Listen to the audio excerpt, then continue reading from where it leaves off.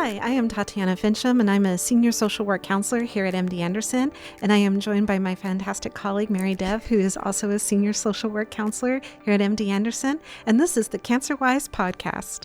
Hey, Mary. I'm so glad that you could join us. We are here today to talk about how to cope when your parent is diagnosed with cancer. And we know that it's hard for a lot of young adults who are parents themselves, juggling not only their own work obligations and their family obligations, but now being thrown into the role of caring for their parents. Thanks, Tatiana. That's such a good topic to discuss today. I actually have personal experience with it, but before we get to that, I'm just curious. You have a lot of experience in the inpatient setting, but also the outpatient geriatric setting. What are some things you've observed and issues that you've observed with our patients and their caregivers as they go through the process of getting treatment? Well, thanks for asking. I've noticed a lot. A lot of times it can be a sudden onset. Mom and dad were doing well, they were independent, and suddenly they're going to need a lot of help. They're going to need a lot of support. So I feel as though something caregivers may need to pay attention to is not only the logistics, like how are we going to take care of mom and dad? How do we navigate the healthcare system? What are the legalities of all of this? But also paying attention to not only the patient's mental health and well-being, but their own as well. There can be a lot of surprises. Being a caregiver, I always compare it to a marathon, not a sprint. There can be a lot of grief that comes along with it. So, for example, mom and dad were doing well. They were independent. They were the ones who took care of their child since birth. So the idea that they have to accept help, or that they might lose part of that identity of being the caretaker and the caregiver, and now they have to receive the help, there can be a lot of grief in that process. And also for the adult child as well. The adult child may be like, man, I've always leaned on mom and dad for advice, for support. They've always been someone who's been very strong. They've helped me throughout not only my childhood, but most of my adult life. And now I have to take care of them and understand how to still respect their autonomy. Make sure that I'm not just taking power and control away from mom and dad and really, exacerbating the grieving process. Along with that, I think it's making space for tolerating anger, because that's a part of grief. And, diagnoses and treatment plans and side effects can really affect the way we feel about ourselves and our situation. And sometimes anger can get displaced. But, if it's affordable or if people have access to it, individual therapy and family therapy can be done for both the patient and the caregiver, so that they may be able to adjust to like a new normal, especially if it's going to be an ongoing thing. As well as navigating the logistics and the safety planning, where social work, we can be really helpful in that regard. Speaking of which, navigating the logistics, I wanted to touch back on your personal experience, Mary. Can you tell me a little bit about what you went through as a social worker and also as a caregiver? So I went through a lot of the points you just touched based on. My mom was diagnosed with leukemia a few years ago. She is doing well, but at that moment, I think our family was shocked by the diagnosis. She was in the hospital for a long time. We didn't know what was happening for many days before a diagnosis was formed. Through that long hospitalization, she actually got very debilitated. And so it ended up being to where we had to consider going to a skilled nursing facility for rehab. But when she went home, it was quite clear that that was not going to be a safe plan for her to be there. My dad would not be able to manage that. And so it was, even though I have all these years of experience, when you're put on the other side, the experience helps, but you're still kind of a deer in the headlight trying to figure it out. And because of the knowledge base, I was able to figure it out, but it was still not an easy process, kind of what, like we were talking about grief and all of that happened. But it's also managing the patient's grief, my dad, who was the primary caregiver's grief, and kind of my own feelings about that. But we ended up we hired help at home. And I think it's important as we go through this to kind of understand medically what that means for the patient in terms of what our health insurance covers. It may cover a lot of the medical costs, but the extended care may only be covered to a certain point. And I think maybe a lot of people don't understand that is left into the private pay realm of things. And so people need to plan for this. And every family is different. So I think it looks different for everybody. But in my mom's case, it was clear that even with private duty care at home, it wasn't a good plan because it was too much for my father, who's also elderly, to manage the care. And so we ended up doing an assisted living for about a year. All this happened on the back end of COVID, which also complicated many things. And so it was navigating the back end of COVID, her diagnosis, and literally her practical needs, like what does she need to do to survive day to day. I would say that I had big help from my father, who was my partner in that. I had big help from my house, my husband and my kids. And then I also had great coworkers who supported me at work. So it's important to understand that you don't have to do this all by yourself. There's help in many different forms. And so to figure out where you would like to accept the help from, and that makes it a lot easier as you go through the process if you don't try to do everything on your own. I think that's such a good point. Navigating our support system is huge, and being able to ask for help is huge because we're only one person and there's only so many hours of the day, and we need to rest and recharge. And not to mention, like a lot of people are sandwich generation where they may also have children that they have to take care of, like I know you did, Mary. And being able to know that neighbors, friends, or families can help, or how to navigate the community resources that you may not be aware of. Like, are there transportation resources? Are there, resources to help somebody navigate their medication? Or is there resources to help people, financially? All of that is really huge. What I really like about our job is that we can help people sort of prepare for that, what they don't know, what they don't know. So we can help fill in those gaps, and then they can have the questions to advocate and be there for their parents. Yeah, I was a total open book in my mom's case because I don't live in the same state as she does. And so I don't know anything about the local resources. So I looked to them to give me information, but I also made sure I asked questions. And then you have to tweak the plan along the way. Just because you have a plan doesn't mean that that's the way it's going to be, because somebody's condition can literally change on a daily basis. And so I think it's okay to keep going back and asking questions, and making sure that at the end of the day, you want to make sure you're advocating for the patient. In the case of my parents, my dad was there, but I would definitely say, was also shocked. And so making sure I'm advocating for my mom, my dad, and at the end of the day, just making sure she's going to be in a good place. Oh, yes. You have to be a strong advocate. And I think one of the best ways to do it is to make sure that we're able to help people answer these questions before a crisis happens. We never know when an accident or a diagnosis may hit. So I think having those hard conversations where we talk about advanced directives and advanced care planning. I know MD Anderson's really good about being able to have social work reach out to patients, and we can just go ahead and say, what is important to you? What does matter in these different unique scenarios? What would you like your friends and family to do? And I think that can be really beneficial. Also, helping people navigate not just the emotional side and taking care of people within the home or getting them set up with a facility, but work obligations. What does family medical leave look like? Is that something that's offered? Do you guys have long-term or short-term disability? Things along those lines. And that's why I think really being able to reach out to us in social work can be really beneficial. So Mary, it sounds like you really lived what's called the sandwich generation experience, where you're not only taking care of your kids and you're taking care of your work obligations, but then you find yourself in a caregiver role for your mom, and then also supporting your dad while he's in this new caregiver role. How did you balance all that, not only logistic-wise, but emotionally and mentally? What helped? Sure. Yes, I am the definition of a sandwich generation. It refers to middle-aged children who are raising their children, plus having care, to take care of their parents. Um, my kids were older, so it made things a little bit easier.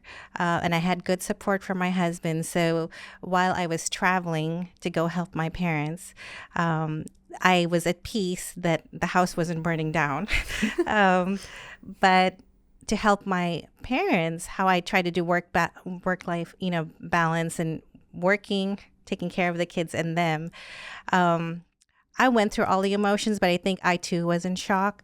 And it's amazing how, as a professional with all these years of experience, how you too can be in the corner going, what just happened? Yes. I think recognizing the fact that we're just human, and even though we're lucky because we have the inside knowledge, it still can hit us out of nowhere, and it can be very shocking and traumatic.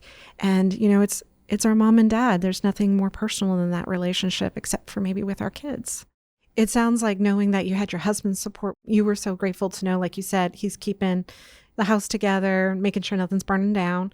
If you were talking to a caregiver who had minor, really little ones, and they need mom to drive them around, take them to school, make snacks after class, what advice would you give them, since the little ones also need full-time care as well?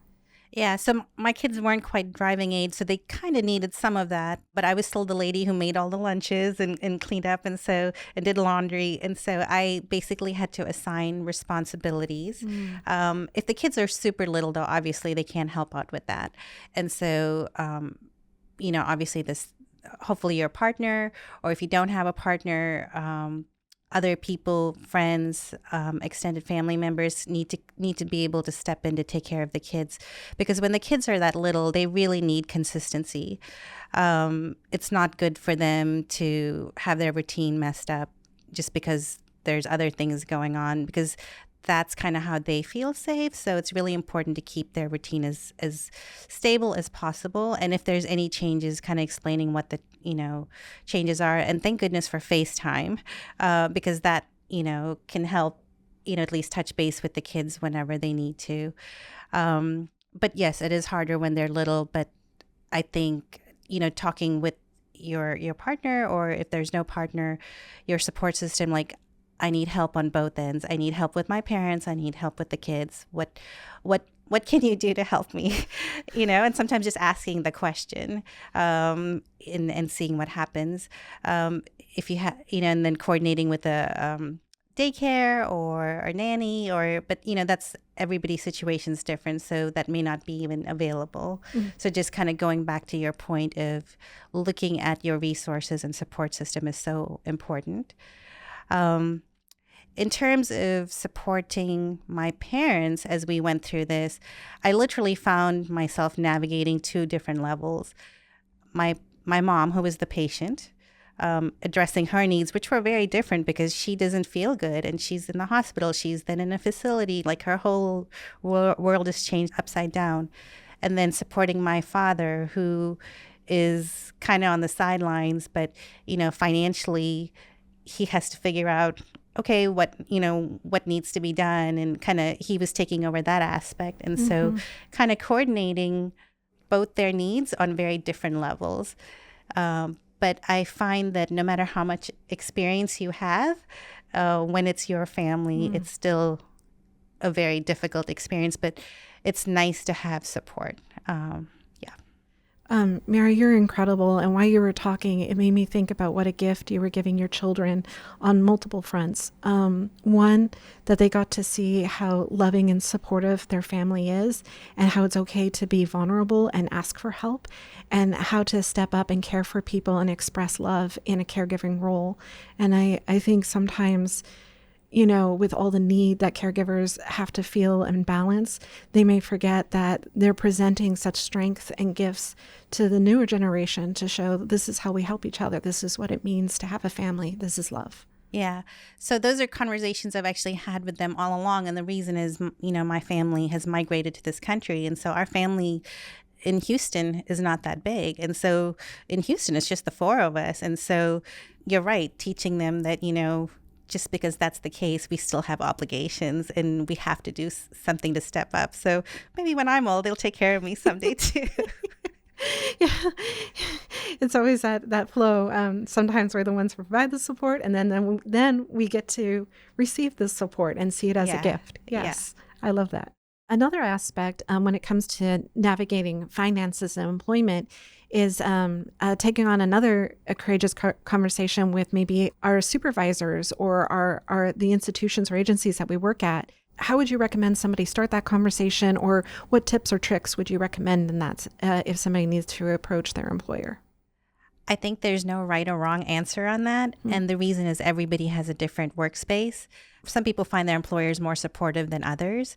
So I think that's important to kind of consider when you disclose information, because once you've disclosed it, it's out there. But for the purpose of applying for Family Medical Leave Act, every employer over 50 employees needs to offer it. And so for the purpose of that, you can ask to apply for it.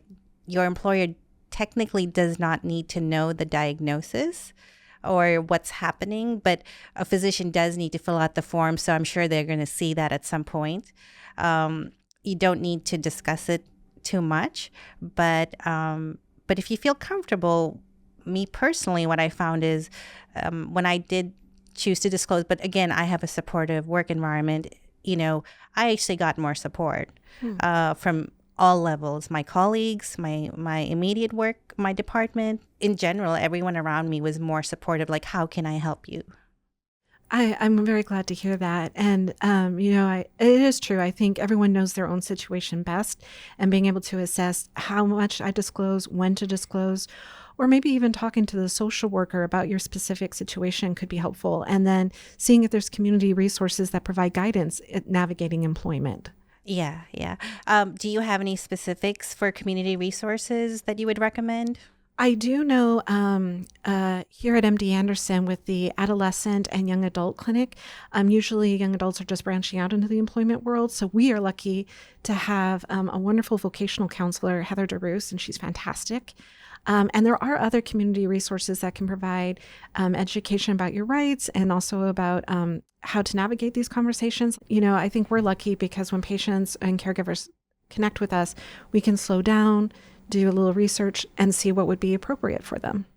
The other thing I think that's really important is, as a family member, is to, as you kind of go through this, taking care of, your family while you take care of your parents, make sure you take care of yourself too. Yes. And so it's easy to forget. In fact, a lot of caregivers are considered unseen patients, right? Mm-hmm. And so make sure you're taking care of yourself. And back to your point of kind of looking at it like a marathon, because you have to think big picture and long term for many layers. And then also understanding the health system and becoming an expert in your parents' health history, because oftentimes the patient may or may not remember. And thank goodness for electronic records, but kind of know what that looks like so that you can be a voice to make sure your loved one gets the appropriate care. Oh, absolutely. Being able to take notes, feel free to re-ask questions, touching base, knowing their medications and keeping a list on hand. All those things can be really beneficial. I also think it's okay to just create space to have these hard conversations and lean on social work or therapists in the community to sort of process everyone's emotions. I also think it would be really beneficial if we take a moment and acknowledge that it takes a lot of courage to have these talks at any point, whether it's because something happened and now we have to step up and we have to navigate a new normal, or even beforehand, if mom and dad are like, hey, I just want to make sure things are easy for my family, my friends. Everyone knows what I want so that there's no disagreement in case I can't advocate for myself. I think just saying that takes a lot of courage should be recognized. I think people take things for granted, but I think when people are in a bad spot, such as like kind of going through a healthcare diagnosis, the patient and the family are often just doing what they need to do to get things done. But it's important to kind of understand that this is a hard thing and a very difficult thing for the family to go through. And so, as a bystander, if you can see some of this going on, offer support and say, hey, I'm here to help if needed, or, and kind of leave the door open. I completely agree. And also, I think as clinicians, it may be a good idea if the medical team, we always check in with the patient as we should, but maybe also check in with the caregiver. How is things going? Are you managing? Do you feel isolated? Just little things along those lines, so we can see if we can connect them with social work or support groups, or just, with other caregivers. So. Yeah, oftentimes just even asking them how are they doing, that means a lot to them. Exactly. Yeah. They're not forgotten. Yeah. I'm just curious, Tatiana, with your experience with the in and outpatient experience, what would be 3 takeaways that we could give our patients and caregivers as they go through this process that can be so lengthy? Oh, that's a wonderful question. I think it would be okay to, especially if they're admitted, to slow down and really get to know what the new expectation is for the patient, especially mobility-wise or cognitively if needed. Then sort of checks, especially with the social worker and case manager, what's covered by health insurance, what isn't, and then start to build a plan to see about what needs are. Also, occupational and physical therapy can be very helpful when it comes to navigating medical equipment in the home. I also think taking stock of the support system. What does my support system look like? Is it realistic for me to say I can take care of mom and dad if I have a full-time job and I have to take care of my kiddos too? Or do I need to lean on my siblings or my friends or neighbors or people in my parents' faith-based organization? So really slowing down and making a plan before discharge. And then I think if it's an outpatient, especially in my work with geriatrics, I think it's okay to acknowledge, again, like we've touched upon this, but maybe the loss of identity. That's a huge role. All of us love to be independent. We love to be in charge of ourselves, and being able to just sort of sit with mom and dad and say, yeah, it is hard not to be able to do things the way you used to be able to do them, and then maybe needing help. That can be a big change. So what can we do to set it up where you're mostly independent and we're just making sure that safety is addressed so we can keep you as independent as possible, seeing it as an and, not an or. Yeah, that's so true, especially in my experience. There was definitely role reversal, but fast forward 2 years, I think I can honestly say that they both appreciate just knowing that I'm there to help them no matter what, good, bad, and ugly. And so, I'm there. And sometimes people just knowing that is, makes them, at peace. Oh, absolutely. We need each other from birth to the end of life. And it's such a gift to know that you have somebody in your corner, and that, your child you raise so well that they're able to step up and say, don't worry, mom and dad, I got you. Yeah. We've talked about a lot of different ways to support caregivers. But Mary, personally, what's one thing that really helped you, and a takeaway that you would like to share with everyone? So as stressful as my experience has been, because of my work experience as a social worker, I have always known it's important to carry out self-care regardless. And so I really did practice that when I was going through this, because I knew that if I didn't take care of myself, I would be in no position to take care of my kids, my husband, and my parents. And so I really practiced what I preached at that time. Well, Mary, this has been wonderful. Thank you so much for opening up and sharing. I really appreciate you having this discussion with me today. For more information or to request an appointment with MD Anderson, call 1-877-632-6789 or visit mdanderson.org. And thanks for listening to the CancerWise podcast from MD Anderson Cancer Center.